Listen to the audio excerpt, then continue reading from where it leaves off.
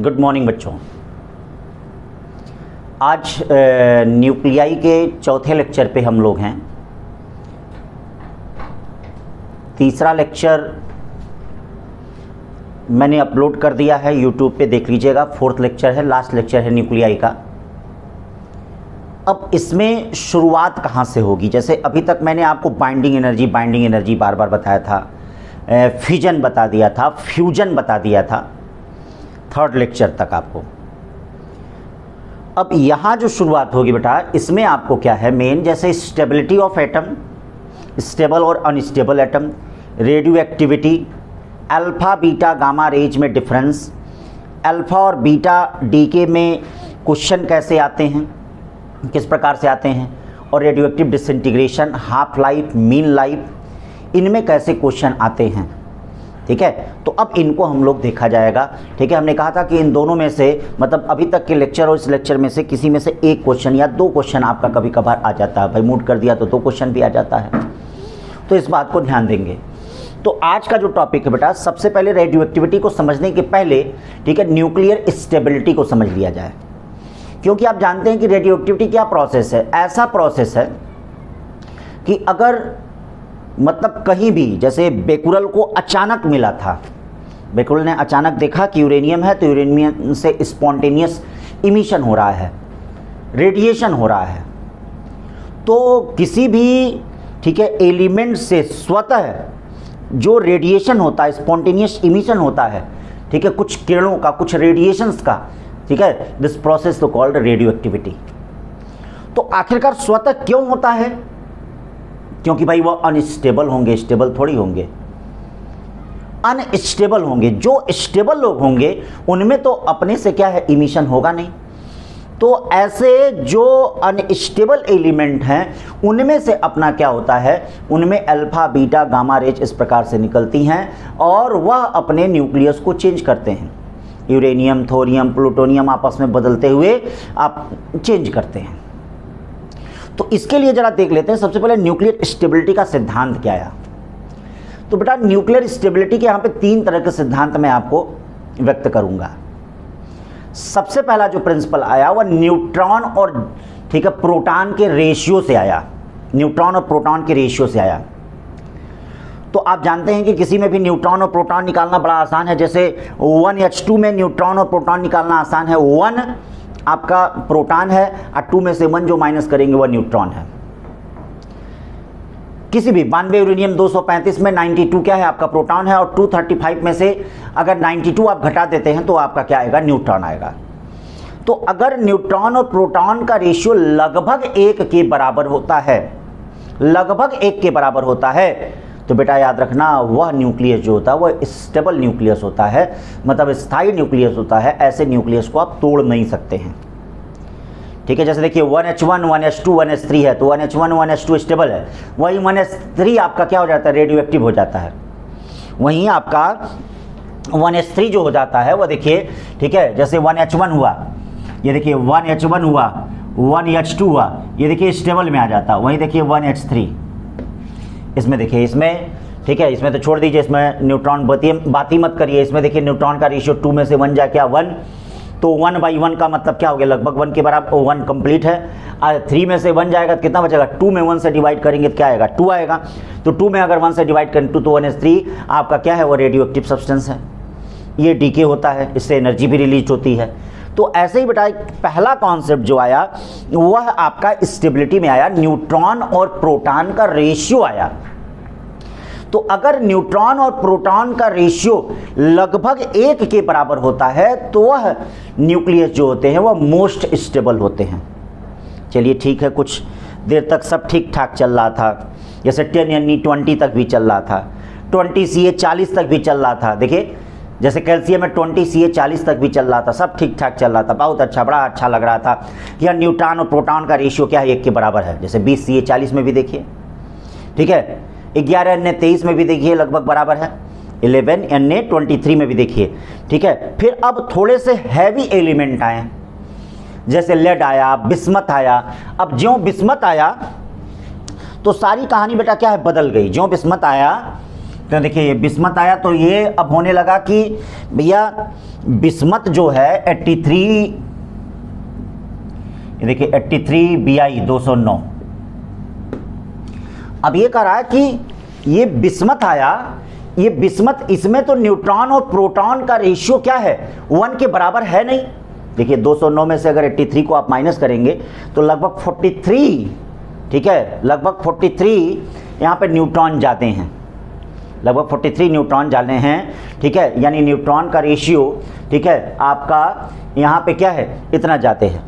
तो अब ये बताइए, यहाँ तो है नहीं, तो फिर ये बात आई कि ये कैसे हो रहा है कि भाई जो हैवी एलिमेंट हैं वह कैसे स्टेबल हो जा रहे हैं। भाई प्रैक्टिकली उनका देखा गया, वहीं 92 यूरेनियम 235 का देखा गया, वहीं थोरियम का देखा गया, वहीं प्लूटोनियम का देखा गया, तो वो अनस्टेबल आ रहे थे। तो फिर बात आई कि अगर ये N/P कॉन्सेप्ट आप बोले हो कि N/P कॉन्सेप्ट अगर 1 के बराबर होना चाहिए था, 1 के बराबर होना चाहिए था, तो न्यूक्लियस मोर स्टेबल होगा। तो मान लीजिए ठीक है, चलिए 11 अन्य 23 तक हम लोग मान लेते हैं, चलिए ठीक है, यहाँ भी लगभग 1 के बराबर आ रहा है। चलिए 20 Ca 40 तक मान लेते हैं, तो यहाँ भी लगभग न्यूट्रॉन और प्रोटॉन का रेशियो बराबर आ रहा है। ये तो बात समझ में आ रही है, लेकिन ये बताओ ये बिस्मथ के लिए बात नहीं समझ में आ रही है, ऐसा क्यों हुआ? तो अब देखिए, ठीक है, यहाँ पर लगभग ये रूल फेल कर रहा था, लेकिन तब तक वहाँ पे ये बताया, ठीक है, वहीं पे ये बताया गया कि जो, ठीक है, हैवी एलिमेंट होते हैं उनमें न्यूट्रॉन की संख्या ज़्यादा होती है। तो न्यूट्रॉन की संख्या ज़्यादा होती है, तो न्यूट्रॉन की संख्या ज़्यादा होने के कारण, ठीक है, उनमें जो न्यूक्लियर फोर्स होता है, न्यूक्लियर फोर्स जो अट्रैक्टिव फोर्स होता है वह काफ़ी स्ट्रांग होता है, जिसकी वजह से वह जो हैवी एलिमेंट होते हैं वह आपके क्या होते हैं, हैवी एलिमेंट जो होते हैं वह स्टेबल होते हैं। फिर बाद में आया कि चलो ठीक है, 83 बिस्मथ 209 के लिए तो समझ में आया, इसमें ज़्यादा न्यूट्रॉन है, इसमें ज़्यादा न्यूट्रॉन है। फिर 92 यूरेनियम 235 के अनस्टेबल है।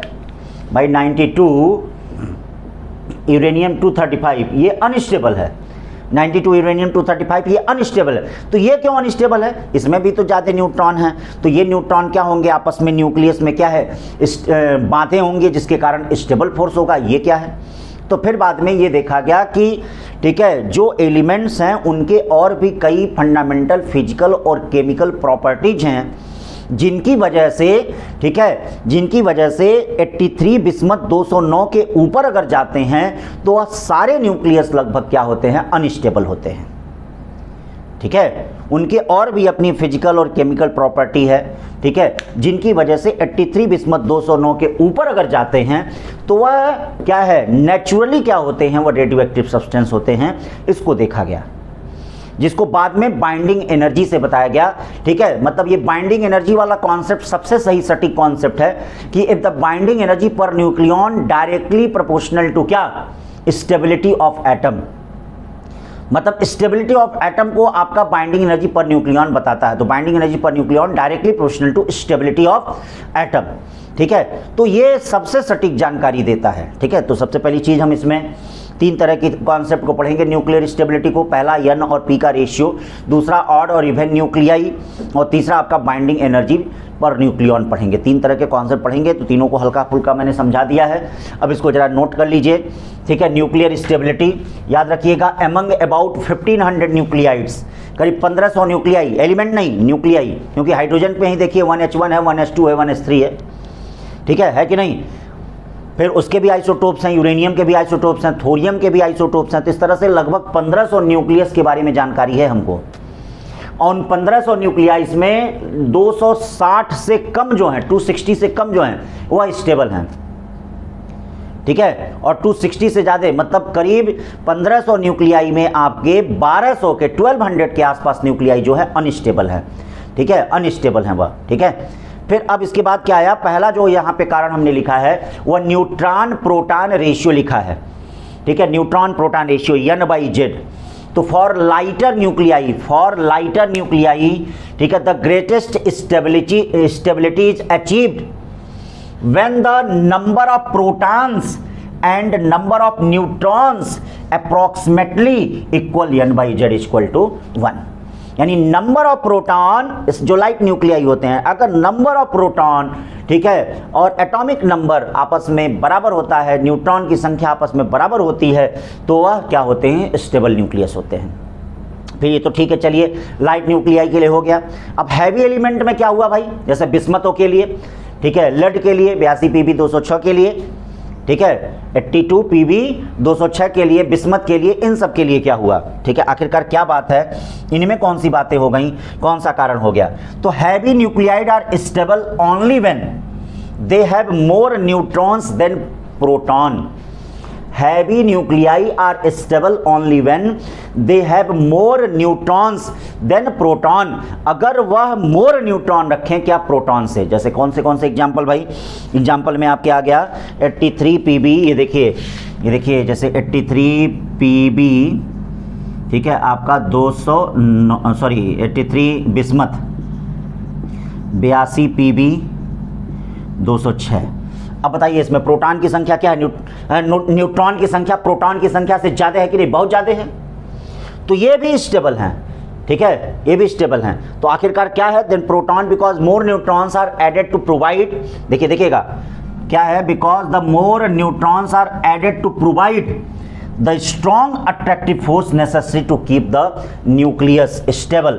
मतलब ज़्यादा न्यूट्रॉन जो होते हैं वो न्यूक्लियस को आपस में बांधे रखते हैं, ठीक है, अट्रैक्टिव फोर्स के कारण, जिसके कारण वह क्या होता है, ये जो हैवी एलिमेंट होते हैं वो भी स्टेबल होते हैं। फिर मैंने कहा कि भैया कुछ लीकेज भी है इस रूल के।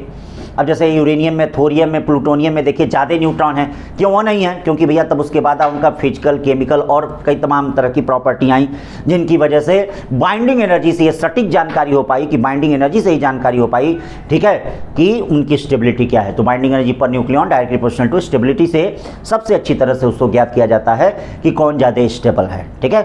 तो अब देखिए इसमें the nuclide 83 pb 83 bismuth 209 the heaviest stable nucleus, the nuclide 83 bismuth 209 the heaviest stable nucleus, ये सबसे heaviest stable nucleus होता है, ठीक है। और अंततः चाहे देखिए अगर 92 यूरेनियम 235 में से अगर अल्फा और बीटा डीके होगा तो फाइनली, ठीक है, या थोरियम में से होगा, या प्लूटोनियम में से होगा, या एक्टिनियम में से होगा, ठीक है, किसी में से भी अगर अल्फा, बीटा और गामा डीके होता तो फाइनली वो बिस्मथ में या लेड में आके क्या है, चेंज होते हैं।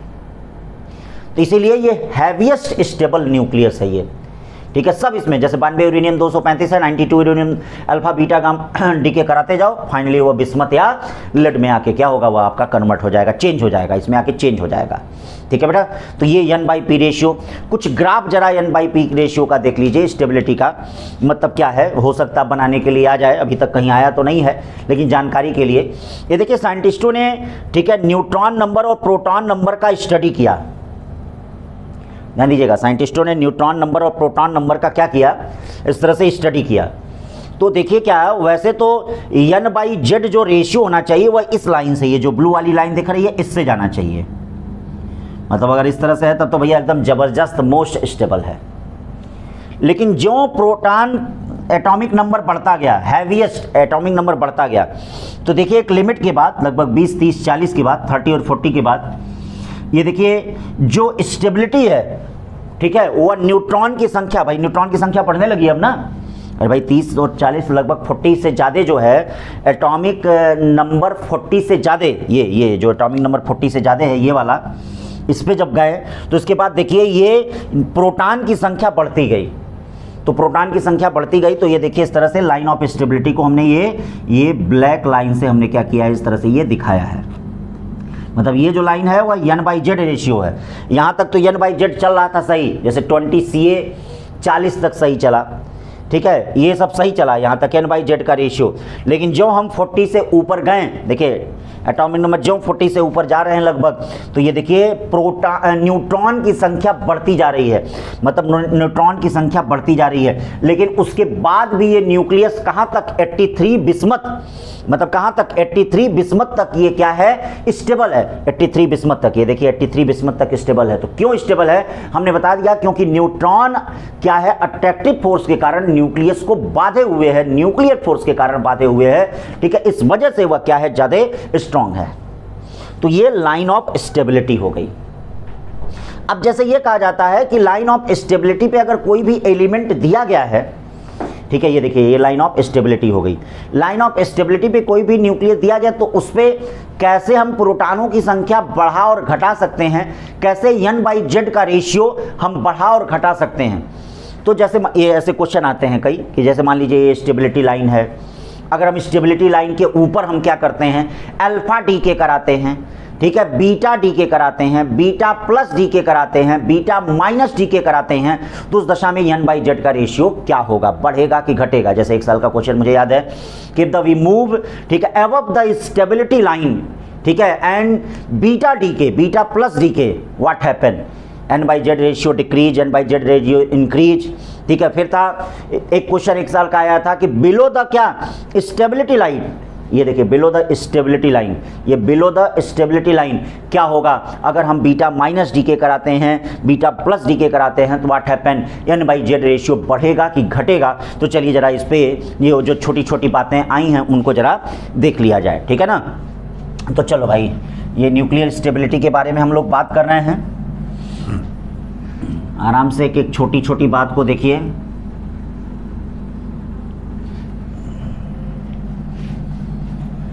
अब चलो देखो यहाँ देखिए, हम चलते हैं एबव द स्टेबिलिटी लाइन। क्या चलते हैं? Above the stability line. तो एबव द स्टेबिलिटी लाइन क्या है? एक्सेस प्रोटॉन, एक्सेस न्यूट्रॉन है, मतलब ये ग्रीन वाली लाइन देखिए, एबव स्टेबिलिटी लाइन, ठीक है, ये पहले टाइप का क्वेश्चन है, एबव स्टेबिलिटी, ठीक है, स्टेबिलिटी लाइन, ठीक है, क्या है? Excess neutron. भाई बताइए ये ग्रीन वाली लाइन क्या बता रहा है? एक्सेस न्यूट्रॉन बता रहा है, ठीक है। Above stability line, stability line excess, याद रखिएगा ये एक्सेस न्यूट्रॉन है। एबव स्टेबिलिटी लाइन क्या है? ये एक्सेस न्यूट्रॉन है, ठीक है, ये न्यूट्रॉन की संख्या ज़्यादा है। मान लीजिए बेटा आपसे ये कहता है, अगर ये कहता है यहाँ पर कि बीटा माइनस इमिशन हो रहा है, तो बीटा माइनस इमिशन होगा तो क्या होगा? n/z रेशियो डिक्रीज करेगा कि इंक्रीज करेगा? इफ बीटा माइनस, क्या हो रहा है? बीटा माइनस इमिशन, ये देखिएगा बीटा माइनस इमिशन अगर हो रहा है तो उस दशा में क्या होगा? n/z रेशियो, तो बीटा माइनस इमिशन में क्या होता है जरा देख लो, z से इक्वल टू क्या हो जाएगा? बीटा माइनस इमिशन में, बीटा माइनस इमिशन में, ठीक है, z+1xa, देखिएगा z+1xa, z+1xa यानी क्या हो गया आपका? ये -1 बीटा 0 और ये एंटी न्यूट्रॉन साथ में निकलता है। तो अब जरा देख लीजिए, क्या न्यूट्रॉन की संख्या बढ़ रही है कि न्यूट्रॉन की संख्या घट रही है? बताइए भाई, न्यूट्रॉन की संख्या बढ़ रही है कि घट रही है? तो यहाँ ध्यान दीजिए, एटॉमिक नंबर बढ़ रहा है, ठीक है, जैसे मान लीजिए 6 रहा हो तो 7 हो गया हो, तो जब एटॉमिक नंबर यहाँ पे बढ़ रहा है तो न्यूट्रॉन की संख्या घट रही है, इसका मतलब यहाँ पे n/z रेशियो जो है वह क्या करेगा? डिक्रीज करेगा। मतलब इस कंडीशन में n/z रेशियो क्या करेगा? n/z रेशियो डिक्रीज करेगा। क्यों भाई, समझ रहे हैं इस बात को ना? ध्यान दीजिए। अरे भाई देखिए, एटॉमिक नंबर बढ़ा है ना, तो एटॉमिक नंबर बढ़ा है तो इसका मतलब क्या होगा? एटॉमिक नंबर बढ़ने का मतलब न्यूट्रॉन की संख्या क्या? घटना, तो n/z रेशियो डिक्रीज कर रहा है। तो ये एक साल का क्वेश्चन था जो मैंने आपको बता दिया, ठीक है। Above the stability line when the beta minus emission the n/z ratio decrease. Above the stability line, ठीक है, देखिए भले ही एक्सेस न्यूट्रॉन है, न्यूट्रॉन की संख्या ज़्यादा है, लेकिन अब देखिए अगर बीटा क्या होगा? बीटा माइनस होगा तो उस दशा में क्या होगा? उस दशा में यहाँ पे क्या होगा? ठीक है, एटॉमिक नंबर ये देखिए बढ़ रहा है और न्यूट्रॉन की संख्या घट रही है। तो जब न्यूट्रॉन की संख्या घटेगी तो n/z रेशियो क्या करेगा? डिक्रीज करेगा। ये एक साल का क्वेश्चन है। फिर उसी तरह से देखिए, ठीक है, दूसरा क्वेश्चन है बिलो द स्टेबिलिटी लाइन, ठीक है, बिलो स्टेबिलिटी, ठीक है, stability line, below the stability line, ठीक है, लेस न्यूट्रॉन। भाई देखिए यहाँ एक्सेस एटॉमिक नंबर है, ठीक है, एक्सेस एटॉमिक नंबर है, ये लेस न्यूट्रॉन है, ध्यान दीजिएगा, लेस ये न्यूट्रॉन है, ठीक है भाई, यहाँ न्यूट्रॉन कम है। ये रेड वाली लाइन देखिए, यहाँ एटॉमिक नंबर आपका ज़्यादा है, ठीक है, एटॉमिक नंबर ज़्यादा है। क्या कहने का मतलब है? z ज़्यादा है। अब मान लीजिए यहाँ क्वेश्चन आया beta plus emission, beta plus emission, तो बीटा प्लस इमिशन में क्या हो जाएगा भैया, मान लीजिए बीटा प्लस इमिशन हो रहा है जेड यक्स से, ठीक है, ये देखिए बीटा प्लस इमिशन हो रहा है तो क्या होगा, बीटा प्लस इमिशन में ये देखिए Z-1 यक्स ए और ये +1 बीटा 0 प्लस न्यूट्रॉनों के साथ होगा। अब यहाँ पे देख लीजिए, यहाँ एटॉमिक नंबर की मात्रा यानी प्रोटॉन की संख्या घट रही है, देखो Z-1 घट रही है और न्यूट्रॉन की संख्या यहाँ बढ़ रही है। अरे भाई ए में से Z-1 घटाएंगे तो न्यूट्रॉन की संख्या, भाई ये जब घटेगा, ये घटेगा तो बताइए भाई न्यूट्रॉन की संख्या यहाँ पे बढ़ रही है और प्रोटॉन की संख्या घट रही है। तो जब ये बताओ जेड घटेगा, ठीक है, जेड घटेगा या n/p इसको कहते हैं, मान लीजिए n/p कह रहे हैं आप, ठीक है, तो n/p रेशियो यहाँ पे क्या करेगा, इंक्रीज करेगा। बताइए प्रोटॉन की संख्या घटी, न्यूट्रॉन बढ़ी तो n/p रेशियो यहाँ पे क्या करेगा, इंक्रीज करेगा, n/p रेशियो यहाँ पे इंक्रीज करेगा। तो ये याद रखिएगा, n/p से संबंधित जो छोटी छोटी बातें थी मैंने आपको बता दिया। और ये न्यूट्रॉन नंबर और प्रोटॉन नंबर के बीच का ग्राफ हमने डिस्कस कर दिया। ग्राफ सीधा जाना चाहिए था लेकिन सीधा नहीं जाता, अगर सीधा जाएगा तो n और z आपस में बराबर होंगे, जैसे v और t के बीच का ग्राफ होता है अगर इस तरह से स्ट्रेट लाइन जाता है। लेकिन है क्या, ये यहाँ से लगभग 40 के बाद, 40 एटॉमिक नंबर के बाद, ठीक है, प्रोटॉन की संख्या के बाद ये क्या होता है, लाइन ऑफ स्टेबिलिटी इस तरह से बढ़ती है, ठीक है। अभी भी यहाँ पे स्टेबल न्यूक्लियस हैं, जो हैवी एलिमेंट हैं वह स्टेबल हैं। क्यों? क्योंकि न्यूट्रॉन की संख्या उनमें ज़्यादा है और न्यूट्रॉन एक दूसरे से क्या है, बांधे हुए है। अगर मान लीजिए हम स्टेबिलिटी लाइन के ऊपर अगर हम बीटा प्लस डीके कराते हैं, क्या कराते हैं, बीटा प्लस डीके कराते हैं, ठीक है, बीटा माइनस डीके कराते हैं, तो n/p रेशियो देखिए डिक्रीज करेगा। स्टेबिलिटी लाइन के नीचे अगर हम क्या करते हैं, बीटा प्लस इमिशन अगर हम कराते हैं तो n/p रेशियो यहाँ पे क्या करेगा, इंक्रीज करेगा, न्यूट्रॉन और प्रोटॉन का रेशियो यहाँ पे इंक्रीज करेगा, ठीक है बेटा। ये हो गया पहला कॉन्सेप्ट न्यूक्लियर स्टेबिलिटी का। अब दूसरा कॉन्सेप्ट क्या आता है, इवन और ऑड, ठीक है, एटॉमिक नंबर, मतलब एटॉमिक नंबर ये जो प्रोटॉन की संख्या है, इवन और ऑड, ठीक है, इस पे आता है। तो चलिए इवन और ऑड पे देख लेते हैं क्या है, कैसे है इवन और ऑड। अब देखिए यहां पर ये देखा जाता है कि मैक्सिमम, ठीक है, इवन मोर स्टेबल होते हैं, मतलब इवन प्रोटॉन भी हो और इवन न्यूट्रॉन भी हो तो वह मोर स्टेबल होता है, ठीक है। किसी को भी देख लीजिए, जैसे 2He4, ठीक है, 2He3 नहीं, 2He4, ठीक है, 8O16, 8 प्रोटॉन और 8 क्या, न्यूट्रॉन, 10Ne20, 10 प्रोटॉन और 10 न्यूट्रॉन, 20Ca40, 20 प्रोटॉन 20 न्यूट्रॉन। तो लगभग क्या होता है, जिसमें क्या होता है, इवन जेड और एन होते हैं, इवन एटॉमिक नंबर और इवन न्यूट्रॉन की संख्या होती है, वह मोर स्टेबल होते हैं। और ऐसे लगभग 60% न्यूक्लियाई हैं, ऐसे लगभग 60% हैं जो मोर स्टेबल हैं, ठीक है। इवन और ऑड से इसको देखा जाता है। तो ये देखिए इवन और ऑड हो गया, Z and N more stable होता है। फिर देखिए even Z and odd N, odd Z and even N less stable होते हैं। क्या होते हैं, लेस स्टेबल होते हैं। और ऑड एन एंड जेड, ठीक है, ये भी लेस स्टेबल होते हैं, मतलब ऑड एन हो, ठीक है, और ऑड जेड हो। लेकिन कुछ ऑड न्यूट्रॉन और प्रोटॉन की संख्या वाले हैं, ऑड न्यूट्रॉन और ऑड प्रोटॉन की संख्या वाले ऐसे 5 एलिमेंट हैं जो स्टेबल हैं, ऐसे हैं। देख लीजिए कैसे कैसे हैं, ठीक है। Only 5 stable odd Z and odd N nuclei are known, ठीक है, केवल 5। जैसे देखिए 1H2, 1 प्रोटॉन 1 न्यूट्रॉन, ऑड हुआ। 3Li6, 3 प्रोटॉन और 6 में से 3 जाए कितना, 3 न्यूट्रॉन। 5B10, 5, ठीक है। 7N14, 75Ta180, ऐसे ये 5 एलिमेंट जो हैं, ठीक है, ये ऑड प्रोटॉन और ऑड न्यूट्रॉन होने के बाद भी ये क्या है, मोर स्टेबल हैं, ठीक है, मोर स्टेबल है। तो छोटे क्वेश्चनों में भाई आपका इस तरह से पूछा जा सकता है। वैसे जितने भी और हैं ऑड वाले, ठीक है, वह सब क्या होते हैं, लेस स्टेबल होते हैं। ये आपका हो गया इवन और ऑड जेड और एन का कॉन्सेप्ट हो गया। ये दोनों रूल आपको हमने बता दिए, लेकिन याद रखिएगा स्टेबिलिटी निकालने का सबसे अच्छा तरीका होता है बाइंडिंग एनर्जी पर न्यूक्लियॉन, सबसे अच्छा तरीका होता है जो binding energy per nucleon graph बना हुआ है, जैसे बाइंडिंग एनर्जी पर न्यूक्लियन, उससे अच्छा कोई तरीका नहीं है स्टेबिलिटी निकालने का, क्योंकि binding energy per nucleon directly proportional to stability of atom होता है। Binding energy per nucleon directly proportional to stability of atom होता है। ठीक है भाई, तो ये ध्यान रखे रहिएगा। देखते ही आप जैसे भी हम बाइंडिंग एनर्जी कर बनाती है, जैसे जैसे पहले इंक्रीज करता है तो स्टेबिलिटी धीरे धीरे बढ़ती है, फिर उसके बाद क्या होता है, डिक्रीज करता है, ग्राफ डिक्रीज करता है तो स्टेबिलिटी धीरे धीरे डिक्रीज करती है। तो इससे अच्छा तरीका हमारे पास कोई नहीं है। अगर हमको बाइंडिंग एनर्जी पता हो तो हम इसको फाइंड कर सकते हैं। तो ये आपका स्टेबिलिटी ऑफ एटम के बारे में हमने बताया। अब हम यहाँ पे रेडियो एक्टिविटी के बारे में बताएंगे। अब देखिए 83 बिस्मथ, ठीक है, 83 बिस्मथ 209 के ऊपर, ठीक है, 83 बिस्मथ 209 के ऊपर ये जो होते हैं वह क्या होते हैं, ठीक है, नेचुरली रेडियो एक्टिव सब्सटेंस होते हैं। तो अब चलिए चलते हैं हम लोग रेडियो एक्टिविटी के बारे में, देखते हैं कि रेडियो एक्टिविटी क्या है, कैसे क्या चीजें हैं।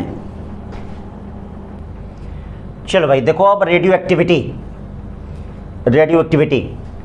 तो है क्या, spontaneous emission bye heavy elements, ठीक है, is called radio activity. Spontaneous emission, अब स्पॉन्टेनियस इमिशन किस चीज का है, क्या है, उसको अभी आगे देखा जाएगा कि मतलब spontaneous emission radiation bye heavy elements, स्वतः अगर क्या होता है, हैवी एलिमेंट से स्वतः अगर विकिरण होता है, रेडिएशन होता है, इस प्रक्रिया को हम रेडियो एक्टिविटी कहते हैं। तो बेटा जो रेडियो एक्टिव प्रक्रिया थी ना, वो भी बेकुरल साहब ने सबसे पहले, हेनरी बेकुरल ने सबसे पहले खोजा था। तो खोजा नहीं था, ये भी जैसे आप देखते हैं फिजिक्स में कई ऐसे एक्सपेरिमेंट जो हैं बाई चांस हो गए, लक से हो गए, भाग्य से हो गए। तो ऐसे ही वो भी काफ़ी एक्सपेरिमेंट कर रहे थे, कुछ कर रहे थे, देखें कि कुछ सब्सटेंस है, मतलब यूरेनियम था उनके पास, उनसे कुछ रेडिएशन अपने से हो रहा है, अपने से रेडिएशन हो रहा है। फिर उन्होंने इस स्टडी किया, नाम बताया कि ऐसे सब्सटेंस जिनसे अपने ही उनकी हाफ लाइफ, मतलब कुछ समय बाद वो अपनी मात्रा का आधा हो जाए, ठीक है, तो उन्होंने नाम दिया कि ऐसे सब्सटेंस को हम रेडियो एक्टिव कहेंगे। ठीक है, और ये सबसे पहला 1896 में हेनरी बेकुरल को ये योगदान जाता है। उन्होंने बताया कि क्या रेडियो एक्टिव सब्सटेंस की खोज की, किसकी, यूरेनियम की। फिर उसके बाद पियरे क्यूरी और मैडम क्यूरी, ठीक है, दोनों लोग आए, आप जानते हैं मैडम क्यूरी को 2 बार नोबेल प्राइज मिला है फिजिक्स और केमिस्ट्री की दोनों फील्ड में। तो मैडम क्यूरी ने क्या है, उससे भी खतरनाक 10⁶ टाइम्स डिसइंटीग्रेशन, मतलब उससे भी खतरनाक 10⁶ टाइम, ठीक है, रेडियम नामक तत्व की खोज की, जो यूरेनियम से 10⁶ टाइम्स था। और फिर उन्होंने कई छोटी छोटी बातों को देखा। उसके बाद आपका पोलोनियम, एक्टिनियम, नेपच्यूनियम, ये कई तरह के, तमाम तरह के क्या है आपके एलिमेंट खोजे गए। फिर उसके बाद यहाँ पर याद रखिएगा, जो रेडियोएक्टिव प्रोसेस होता है कैन नॉट बी कंट्रोल, ये कंट्रोल नहीं किया जा सकता, यानी फिजिकल का मतलब प्रेशर चेंज करके, टेम्परेचर चेंज करके, ठीक है, मैग्नेटिक फील्ड से, इलेक्ट्रिक फील्ड से, और केमिकल चेंज, उसको चेंज नहीं कर सकते हैं, कंट्रोल नहीं कर सकते हैं।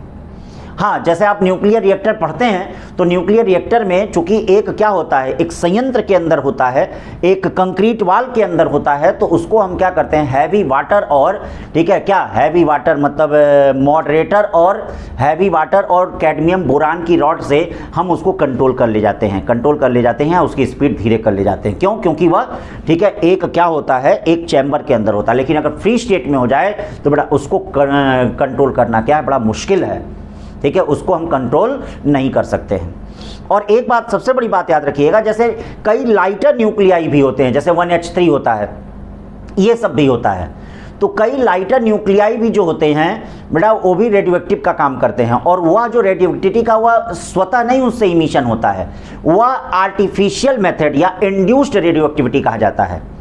जैसे 1H3 है, रेडियोएक्टिविटी है, क्यों है? क्योंकि भैया, क्योंकि वह इंड्यूस्ड रेडियोएक्टिविटी और आर्टिफिशियल रेडियोएक्टिविटी कहा जाएगा।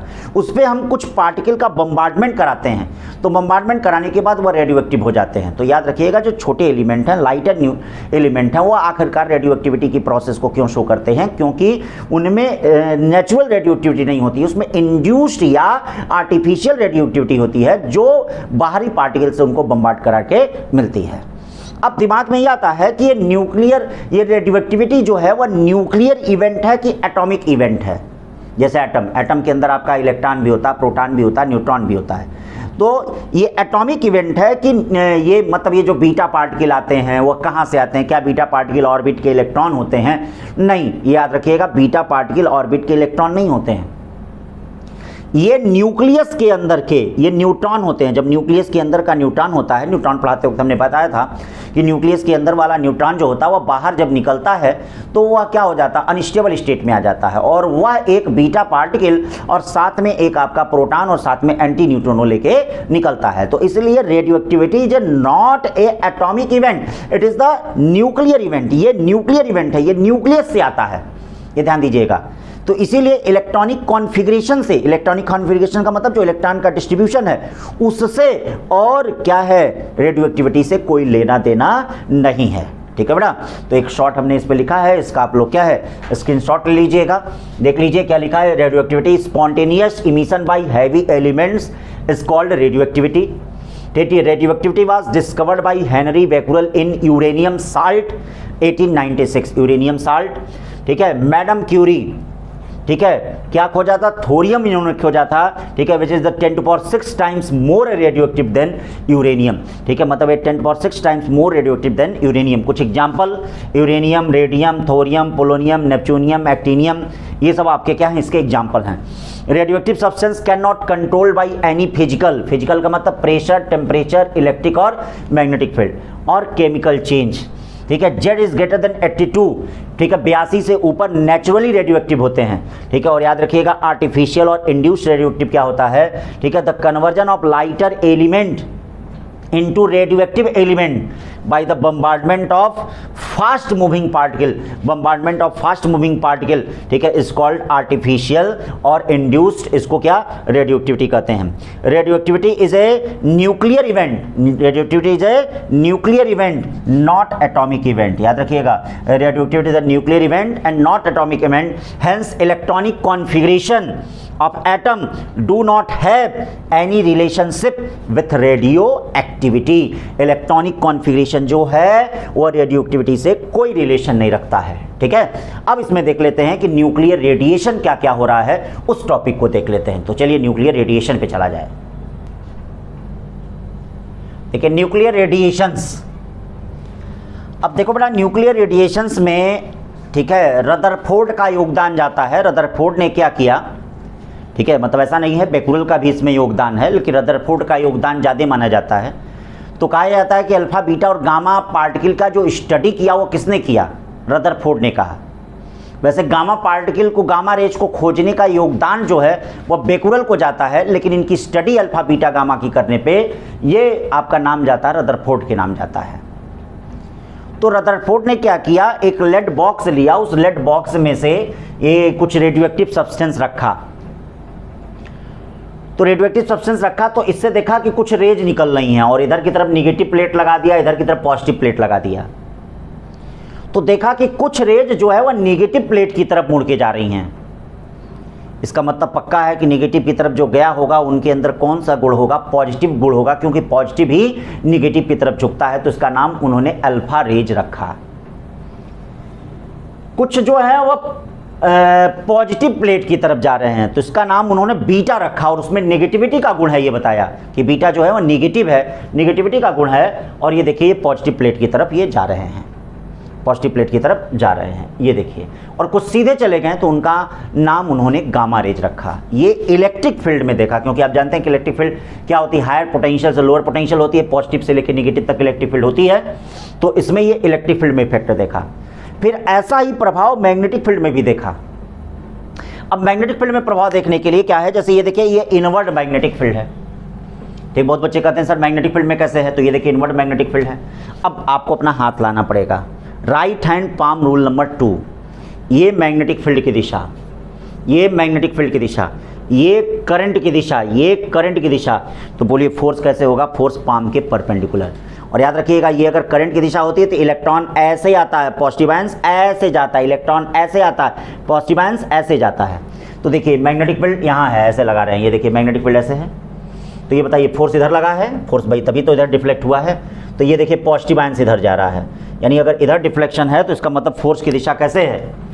ये देखिए फोर्स की दिशा ऐसे है इसमें, फोर्स की पाथ डेविएट होता है, तो ये पाथ डेविएट होता है, तो ये देखिए ऐसे है, इस प्रकार से है, ठीक है। ये देखिए अंगूठे की डायरेक्शन में कौन जाता है, पॉजिटिव, तो ये अल्फा रेज हो गया। जो सीधे निकल गया वो क्या हो गया, गामा रेज हो गया। जो सीधे निकल गया वो क्या हो गया, गामा रेज हो गया। और ये देखिए इस प्रकार से, देखिए ये बताइए इस पे फोर्स की दिशा कैसे हो गई, ये फोर्स की दिशा इधर हो गई, इस तरह से होगा ना, ये सेंट्रीफ्यूगल फोर्स, ठीक है, मतलब ये इस तरह से। अब ये देखिए ये टिप में कौन प्रवेश करता है, ये देखिए टिप में कौन प्रवेश करता है, इलेक्ट्रॉन, तो ये क्या हो गया आपका, बीटा रेज हो गया।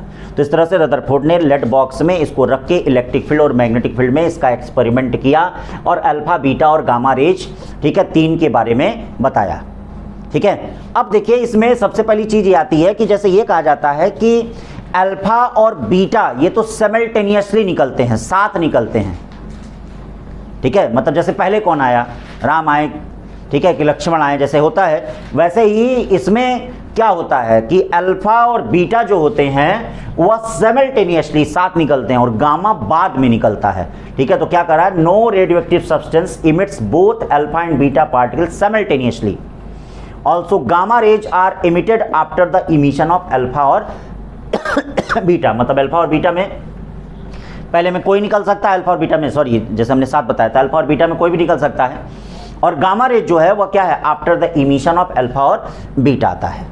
फिर दूसरी बात आती है कि ये बीटा पार्टिकल क्या होता है। अल्फा तो चलिए ठीक है, हम समझ गए कि पॉजिटिव है, बीटा पार्टिकल क्या होता है। तो कुछ लोग जैसे ये सोचते हैं कि जो न्यूक्लियस बना होगा, ये जैसे न्यूक्लियस बना होता है, इस न्यूक्लियस के चारों तरफ ये जो इलेक्ट्रॉन होते हैं यही बीटा पार्टिकल हैं। नहीं, याद रखिएगा ये इलेक्ट्रॉन नहीं होते हैं बीटा पार्टिकल।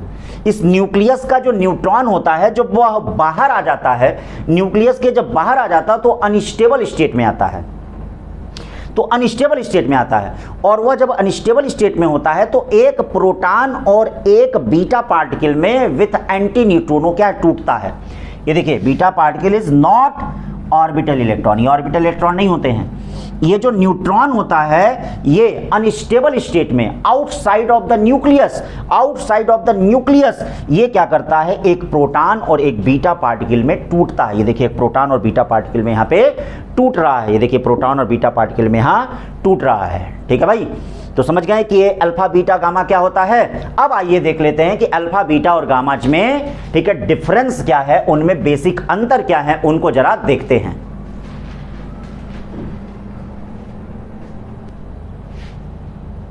अब देखिए properties of alpha, beta, gamma raise, ये भी देखिएगा बहुत आसान होता है, लेकिन बेटा इससे क्वेश्चन रहता है, सब दिमाग बैठा लीजिएगा। मतलब अल्फा, बीटा, गामा रेज के चार्ज, मास, स्पीड, ठीक है, speed, ionization power, penetration power, alpha, beta, gamma से आपका क्वेश्चन क्या है रहता है, इतने क्वेश्चन रहते हैं आपके।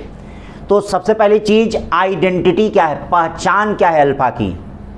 अल्फा जो होता है वह हीलियम का न्यूक्लियस होता है, 2He4, मतलब 2 न्यूट्रॉन 2 प्रोटॉन होते हैं, इलेक्ट्रॉन की बात नहीं करेंगे, एटम नहीं है, हीलियम का न्यूक्लियस है, 2He4, याद रखिएगा 2He4 है तो 2 न्यूट्रॉन 2 प्रोटॉन, ठीक है, इसमें होते हैं, हीलियम न्यूक्लियस होता है।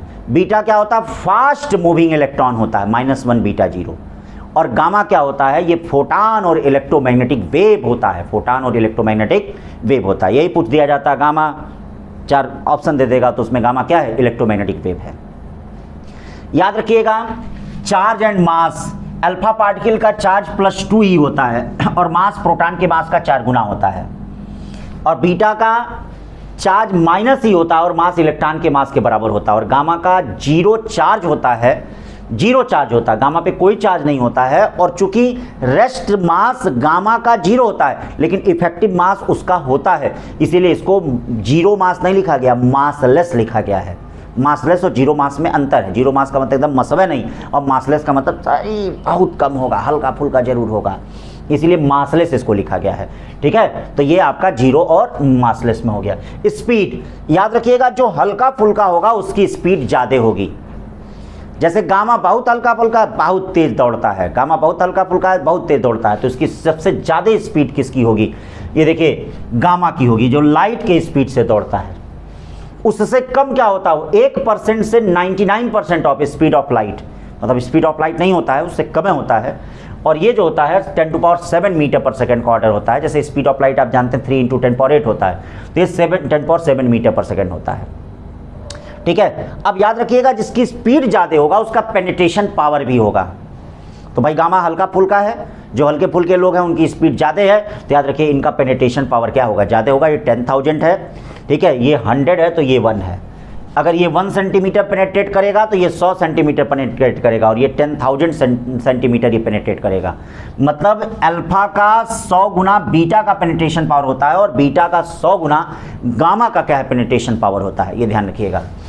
और आयोनाइजेशन पावर याद रखिए, जो भारी भरकम होगा वह ज़्यादा आयोनाइज होगा। आयोनाइज का मतलब, ठीक है, इधर उधर मुड़ना। तो जो भारी भरकम होगा बेचारा गिर जाएगा। तो भारी भरकम है कौन, याद रखिए अल्फा भारी भरकम है। तो अल्फा का आयोनाइजेशन पावर गामा के आयोनाइजेशन पावर से 10,000 गुना होता है। बीटा का उससे कम होगा क्योंकि उससे हल्का है। बीटा का आयोनाइजेशन पावर, ठीक है, गामा के आयोनाइजेशन पावर का 100 गुना है, ठीक है, इसका 100 गुना है। और इसका जो आयोनाइजेशन पावर होता है वह कितना होता है, 1 होता है। याद रखिएगा उसका जो आयोनाइजेशन पावर होगा वह कितना होगा, 1 होता है, ठीक है। फिर क्या है, effect of electric and magnetic field. Effect of electric field and magnetic field, deflected not deflected. ये डिफ्लेक्ट नहीं होता है, ये डिफ्लेक्ट होता है, नॉट डिफ्लेक्टेड। अभी हमने शुरुआत में ही बताया था कि alpha particle beta particle deflect होता है, लेकिन गामा पार्टिकल डिफ्लेक्ट नहीं होता। इनका स्पेक्ट्रम भी मिलता है। याद रखिए स्पेक्ट्रम, अल्फा का जो स्पेक्ट्रम होता है लाइन एंड डिस्क्रीट, दिमाग बैठा ना, यही सब पूछा जाएगा। लाइन एंड डिस्क्रीट, इसका कॉन्टिन्यूअस स्पेक्ट्रम होता है, और उसका क्या होता है, लाइन एंड डिस्क्रीट। गामा का जो स्पेक्ट्रम होता है लाइन एंड डिस्क्रीट होता है। म्यूचुअल इंटरेक्शन विथ मैटर, अगर मैटर से ये टकराएंगे तो क्या होगा, तो याद रखिए अल्फा पार्टिकल अगर किसी से टकराता है, हमसे टकराता है, आपसे टकराता है, किसी भी सिस्टम से टकराता है, तो ये हीट प्रोड्यूस करता है। क्या करता है, प्रोड्यूस हीट। और ये बीटा पार्टिकल ये भी प्रोड्यूस हीट करता है। और ये गामा पार्टिकल, गामा फोटान के बारे में तो आप पढ़ते ही आ रहे हैं पूरे मॉडर्न फिजिक्स में।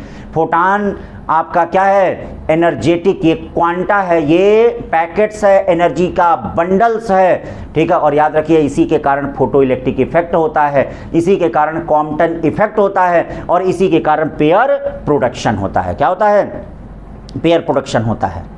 तो ये आपका हो गया किसके बारे में, गामा के बारे में हो गया, पेयर प्रोडक्शन होता है। ऐसे ही बेटा यहाँ पे ध्यान दीजिए, ऐसी ही चीज़ों को ध्यान दीजिए। अगर अल्फा बीटा और गामा डीके होता है तो क्या फ़र्क पड़ता है, कि मतलब न्यूक्लियस पे, एटॉमिक नंबर पे, एटॉमिक मास पे क्या फ़र्क पड़ता है। तो याद रखिए किसी भी रेडियोएक्टिव सब्सटेंस से अगर अल्फा डीके होता है, 2He4 अगर निकलता है, तो एटॉमिक नंबर में 2 की कमी और एटॉमिक मास में 4 की कमी होती है। और अगर बीटा डीके होता है तो एटॉमिक मास में कोई कमी नहीं और एटॉमिक नंबर 1 इंक्रीज कर जाता है। और अगर गामा डीके होता है तो ना ही एटॉमिक नंबर में कोई चेंज होता है और ना ही एटॉमिक मास में कोई चेंज होता है। ये ध्यान रखिएगा, ना ही एटॉमिक नंबर में कोई चेंज होता है और ना ही एटॉमिक मास में कोई चेंज होता है। तो इस तरह से इक्वेशन ऑफ, ये देखिए इक्वेशन ऑफ डीके में जेड एक्स से ये दिया गया है। ये देखिए अल्फा पार्टिकल निकल रहा है तो एटॉमिक नंबर Z-2 हो जा रहा है और ये A-4 हो जा रहा है। और इसमें क्या है, ये देखिए अगर नंबर ऑफ अल्फा पार्टिकल आपको निकालने हैं तो नंबर ऑफ अल्फा पार्टिकल निकालने का एकदम सरल सूत्र आपको दे रहे हैं, एकदम सिंपल फार्मूला दे रहे हैं। Final atomic mass minus initial atomic mass upon 4 कर दीजिए। Final atomic mass minus initial atomic mass upon 4 कर दीजिए। इससे आप नंबर ऑफ अल्फा पार्टिकल निकाल लेंगे।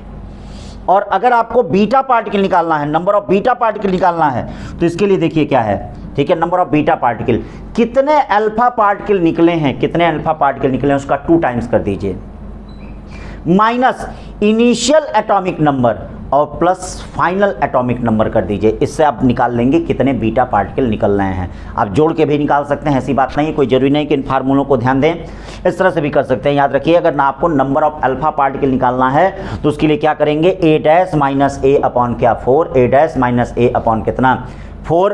और ये देखिए अगर नंबर ऑफ बीटा पार्टिकल निकालने हैं तो उसके लिए क्या 2n अल्फा हमको पता होना चाहिए माइनस Z प्लस Z', इससे हम नंबर ऑफ बीटा पार्टिकल निकाल लेंगे, ठीक है। और आप जानते हैं गामा पार्टिकल अगर निकलता है तो कोई चेंज नहीं होता है। और यही एक चीज़ याद रखिएगा, यही जैसे कुछ क्वेश्चन जैसे इसमें बीटा पार्टिकल के आते हैं, कुछ बीटा प्लस वाले भी आते हैं। तो बीटा प्लस अगर होता है तो याद रखिएगा यहाँ एटॉमिक नंबर में क्या होता है, 1 की कमी होती है। एटॉमिक नंबर में 1 की कमी होती है, एटॉमिक मास में कोई चेंज नहीं होता है। इस बात को ध्यान रखिएगा। ये आपका अल्फा बीटा और गामा रेंज में क्या हो गया, डिफरेंस हो गया। इसको याद रखिएगा, इस पे क्वेश्चन आपके क्या है बनेंगे, पूछे जाएंगे।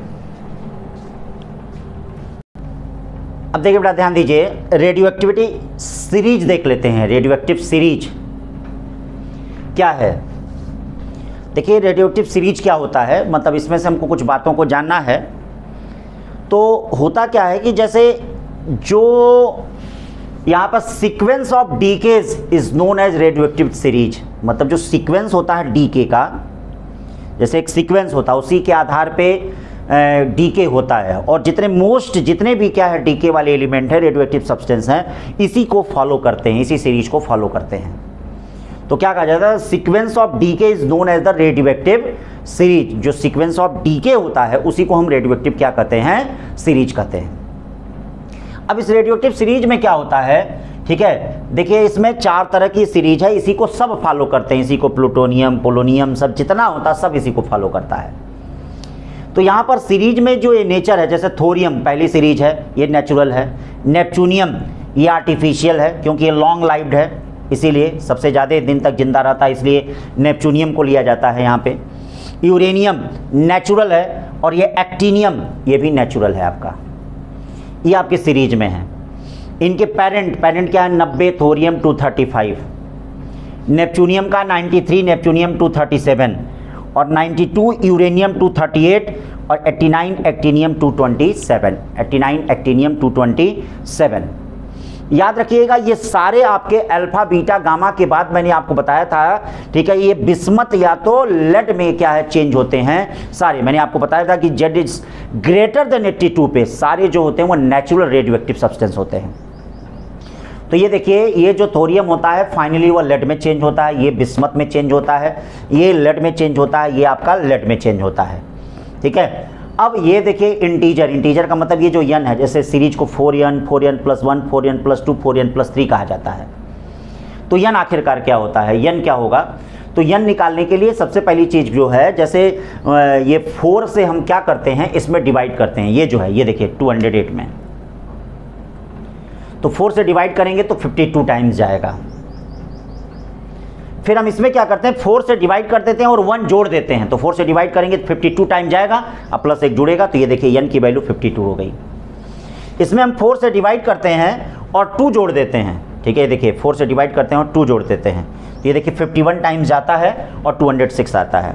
इसमें भी हम 4 से डिवाइड कर देते हैं और 3 जोड़ देते हैं, 4n + 3, ये देखिए 51 टाइम्स जाएगा, 51 × 4 + 3 ये 207 आएगा। तो ये आपका इसके इंटीजर हो गए। अब यहाँ पे देखिए नंबर ऑफ अल्फा और बीटा पार्टिकल, इससे आपका एक चीज़ और तैयार हो जाएगा। जैसे अल्फा और बीटा पार्टिकल आपसे पूछा जाता है, तो मैंने अभी आपको बताया कि अल्फा और बीटा पार्टिकल आपको निकालना हो तो final atomic mass minus initial atomic mass कर दीजिए। जैसे देखिए इसका हमको अल्फा पार्टिकल और बीटा पार्टिकल हमको निकालना है, तो चलिए अगर इसका अल्फा पार्टिकल निकालना है तो n अल्फा = क्या होगा, 232 में से 208 आप निकाल दीजिए, 12 में से 8 गया, 4 बचा, ठीक है, यहाँ 2 बचा, और इसको क्या करिए 4 से आप डिवाइड कर दीजिए, देखिए 6 अल्फा पार्टिकल आ गए। बताया गया कि नहीं? ये देखिए क्या है, ये 232/208 हमने कर दिया, मतलब कोई भी एटॉमिक मास को माइनस कर दीजिए, इनिशियल माइनस फाइनल कर दीजिए, ठीक है, हमने उसका फाइनल माइनस इनिशियल बताया था, आप इनिशियल माइनस फाइनल करिएगा। क्या करिएगा, इनिशियल माइनस फाइनल कर दीजिएगा। 232 में से क्या कर दिया, 208 ये आ गया। अब मान लीजिए आपको बीटा पार्टिकल निकालना है, तो बीटा पार्टिकल के लिए मैंने क्या बोला था, n beta = 2n alpha - z + z' बोला था, ये बोला था। ये देखिए n बीटा = कितना हो जाएगा, ये देखिए n बीटा कितना हो जाएगा, n beta 2n alpha, n alpha कितना है 6 माइनस z कितना है, z ये है, z ये है आपका 90 है, ये देखिए -90 हो गया, और प्लस ये z' कितना है 82 है, ये हो गया आपका।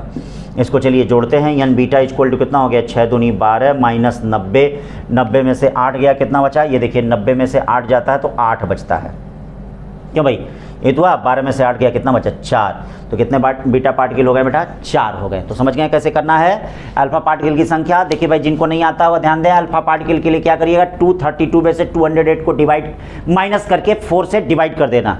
ये देखो माइनस करके हमने 4 से डिवाइड कर दिया। बीटा पार्टिकल के लिए क्या फार्मूला है, 2n अल्फा - z + z' है, 2n अल्फा - z + z' है, ये ध्यान दीजिएगा। तो ये 2 × 6 हो गया, -90 + 82 हो गया। एक का और निकाल लेते हैं, बाकी 2 का आप निकालिएगा, ठीक है। एक के लिए और क्या करना है भाई, ध्यान दीजिए। अब इसके लिए क्या करना है, देखो चलो भाई इसमें देखिए क्या करना, 237 में से 209 को माइनस करिए। चलिए 237 में से 209 को माइनस करिए।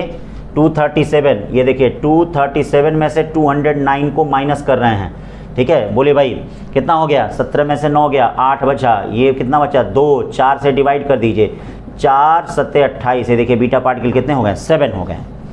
अल्फा पार्टिकल, बीटा पार्टिकल निकालने हैं तो यन बीटा इक्वल टू क्या हो गया, ये देखिए 2n alpha minus Z plus Z dash, याद है एन बीटा इक्वल टू क्या हो गया, 2n alpha minus Z plus Z dash.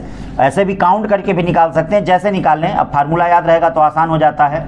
Minus Z कितना हो गया, जेड जेड जेड 93 है, ये देखिए 93 है और प्लस ये 83 है, ये देखो क्या हो गया, ये 14 हो गया, माइनस कितना हो गया 10 हो गया, ये क्या आ गया 4 आ गया। यहाँ देखो 4 बीटा पार्टिकल होंगे, कितना बीटा पार्टिकल होंगे, 4 बीटा पार्टिकल होंगे, ठीक है भाई। तो 237 में से 209 गया तो कितना अल्फा पार्टिकल हो गए हैं, 7, और बीटा पार्टिकल कितने हो गए 4। इसी तरह से बाकी का भी आप निकाल लीजिएगा। ये हो गया रेडियोएक्टिव सीरीज, रेडियोएक्टिव सीरीज हो गया, ठीक है। अब आगे देखते हैं। अब देखो भाई जेई का एक क्वेश्चन है, इसमें क्या करा है, जेड यक्स से emits 3 alpha 2 positron, ratio of number of neutrons to protons in the final nucleus. कितने छोटे छोटे हैं, कोई भी एक एलिमेंट है, जेड यक्स से इमिट्स 3 अल्फा 2 पॉजिट्रॉन, ठीक है। पॉजिट्रॉन का मतलब क्या, अल्फा का मतलब आप जानते हैं कि 2He4, ठीक है, और पॉजिट्रॉन का मतलब +1 बीटा 0, ये पॉजिट्रॉन है, ठीक है। तो आपको ये पता है कि अल्फा पार्टिकल से एटॉमिक नंबर में 2 की कमी होती है, एटॉमिक मास में 4 की कमी होती है। बीटा पार्टिकल से आपको पता है कि एटॉमिक नंबर 1 इंक्रीज कर जाता है, एटॉमिक मास में कोई चेंज नहीं होता है। लेकिन याद रखिएगा पॉजिट्रॉन डीके से एक बात याद रखिएगा, पॉजिट्रॉन डीके से क्या होता है, ठीक है, एटॉमिक नंबर 1 कम हो जाता है, एटॉमिक मास में कोई फर्क नहीं पड़ता है। तो चलिए सबसे पहले हम क्या काम करते हैं देख लेते हैं। जेड यक्स से है, जेड यक्स से हम इससे पहला काम करते हैं 3 अल्फा निकालते हैं, 3 अल्फा। तो 3 अल्फा निकालेंगे तो ये देखिएगा 1 अल्फा से एटॉमिक नंबर 2 घटता है, तो 3 अल्फा से 6 घटेगा, यानी Z-6 ए यक्स, ये देखिएगा यक्स ए माइनस कितना हो जाएगा 12, ये हो गया 3 अल्फा से, हो गया कि नहीं। और फिर देखिए ये क्या हो रहा है, 2 पॉजिट्रॉन भी निकल रहा है, 2 पॉजिट्रॉन, 2 + 1 बीटा 0 निकल रहा है। तो पॉजिट्रॉन से क्या होता है, एक पॉजिट्रॉन से एटॉमिक नंबर में 1 घटता है, तो 2 पॉजिट्रॉन जब निकलेगा तो अब क्या हो जाएगा, Z-6 यक्स ए माइनस, सॉरी Z-8 ए माइनस क्या हो जाएगा 12, क्यों सर चेंज होता जाएगा कि नहीं। अब क्या कहा गया, ratio of number of neutrons to proton final. तो अब देखिए नंबर ऑफ न्यूट्रॉन क्या हो जाएगा, number of neutrons in final nuclei, final nuclei क्या हो जाएगा, A - 12 - Z+8, तो क्या हो जाएगा A - Z-4, ये तो करा है। तो क्या करा है, नंबर ऑफ न्यूट्रॉन और प्रोटॉन का रेशियो करा है, तो ये क्या हो जाएगा, नंबर ऑफ न्यूट्रॉन, और ये देखिए ये हो गया प्रोटॉन। तो नंबर ऑफ न्यूट्रॉन कितना हो गया, A - Z-4 upon Z-8, A - Z-4 upon Z- कितना हो गया 8 हो गया। ये नंबर ऑफ न्यूट्रॉन और प्रोटॉन का रेशियो हो गया, ठीक है भाई। तो समझ में आई बात, याद रखिएगा अल्फा बीटा पार्टिकल डीके से क्वेश्चन आते हैं।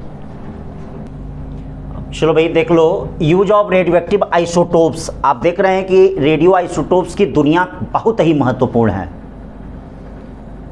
ठीक है। इनका यूज कई जगहों पे होता है, यहाँ तक कि उम्र का पता लगाने से लेके, जैसे गैस पाइप हुआ, ऑयल पाइप हुआ, इनमें लीकेज है, इनका भी पता लगाने के लिए। आप जानते हैं कि भारत में जो गैस आती है वो विभिन्न राष्ट्रों से आती है, पाइपों के थ्रू आती है, उन पाइपों में कहाँ लीकेज है उनका पता लगाने के लिए ट्रेशर, ठीक है। आप ट्रेशर जानते हैं कि अगर रेडियोएक्टिव सब्सटेंस की मात्रा काफ़ी कम होती है तो उस प्रक्रिया को हम ट्रेशर कहते हैं।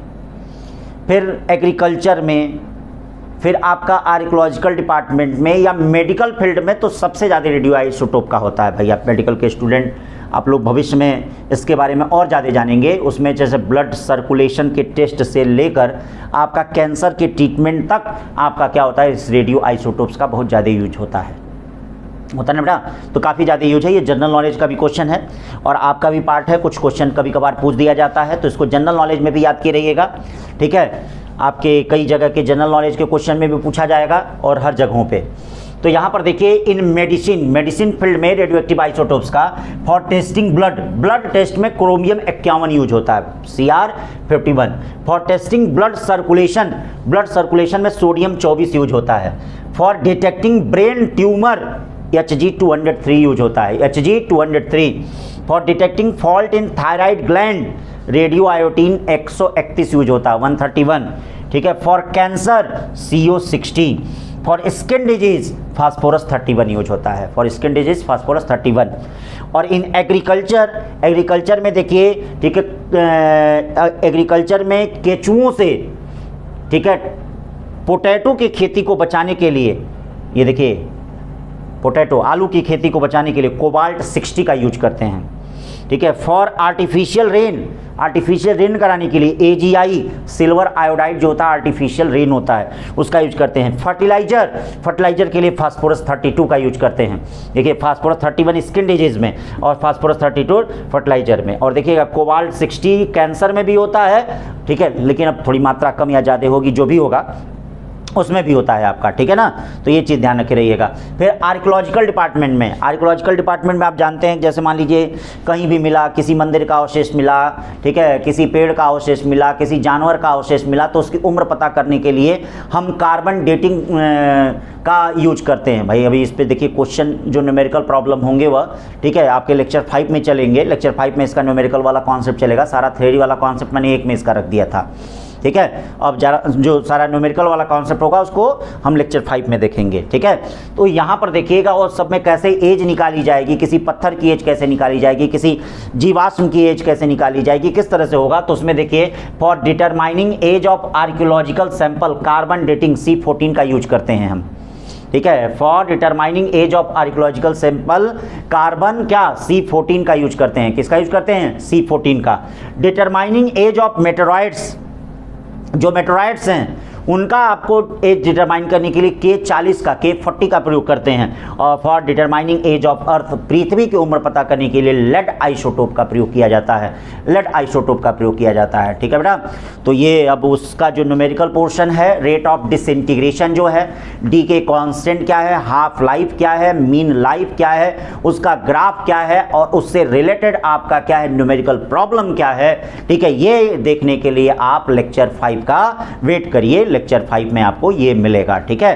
तो बेटा थियरी वाला पार्ट मैंने आपको ये बना दिया, लेक्चर 4 तक ये आपके क्या है न्यूक्लियाई में हो गया। लेक्चर 5 एक और लेक्चर बनेगा, ठीक है। तो आज के लिए बस इतना ही। थैंक यू बेटा, पढ़ते रहिए, अच्छे से अपना काम करते रहिए। Thank you so much.